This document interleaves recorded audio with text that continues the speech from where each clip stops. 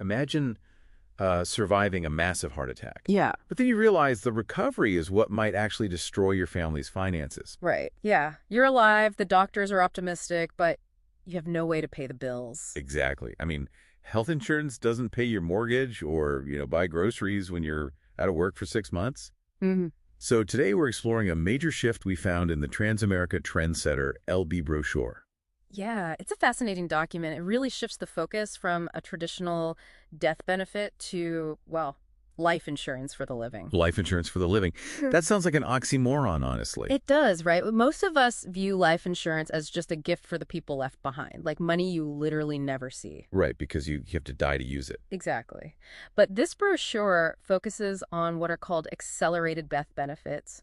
Basically, it means you can tap into your policy's face value while you're still alive. Assuming you get diagnosed with something major, Right. like a chronic or critical illness. Yeah, chronic, critical, or terminal. Things like a stroke or cancer. Because those medical crises create huge non-medical gaps. I mean, your doctor cares about your heart, but your bank... Your bank still wants the mortgage payment. Exactly. You need immediate liquidity, immediate cash. So it's kind of like a financial safety valve or, a bridge. Like if you're halfway across a canyon and run out of supplies, you can actually pull some wood from the end of the bridge to reinforce where you're standing right now.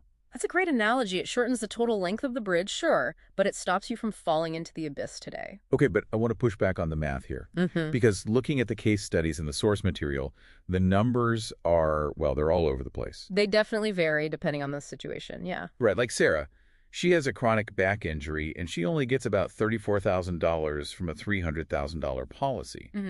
But then Robert has a terminal diagnosis and gets almost the entire $500,000 face amount. Yeah, it comes down to what they call present value. Transamerica isn't just handing you a slice of the pie. They actually calculate a settlement based on your life expectancy and current interest rates. Wait, so the insurance company is basically saying, hey, we planned on holding this money for another 20 years and earning interest on it.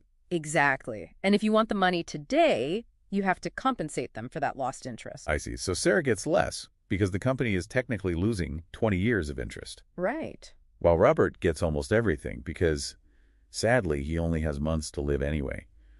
They were going to pay him soon regardless. Precisely.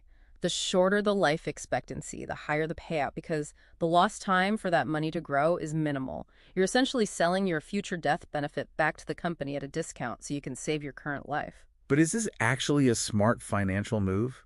I mean, if I have a 401k or decent disability insurance, isn't cannibalizing my life insurance just a really expensive way to get an emergency fund? Well, it's not meant to replace your 401k. Think of it as a third pillar. Because, disability insurance often has really long waiting periods and super strict definitions of what counts as being unable to work. Oh, right. They make you jump through a lot of hoops. They really do. This is about agility. You, the policy owner, receive the funds, not the hospital. You decide how to use them.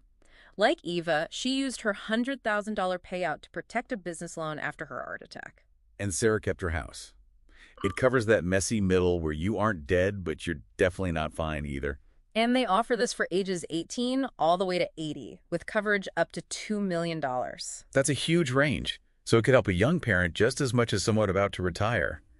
And there's an option to convert these term policies to permanent insurance before age 70 or 75, right? Yeah, it gives you a lot of control during a health crisis when, frankly, you usually feel like you have absolutely no control at all. It really reframes the whole safety net conversation. I mean, we spend so much time planning for living a long, healthy life or just the finality of death. You completely ignore the messy middle. Exactly.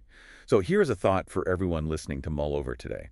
If your life insurance is only designed to protect your family after you're gone, who is protecting the version of you that survives the crisis but loses the ability to earn? Yeah, it's a tough question to ask yourself. Are you protecting your life or just your death? Anyway, thanks for diving into this exploration with us today.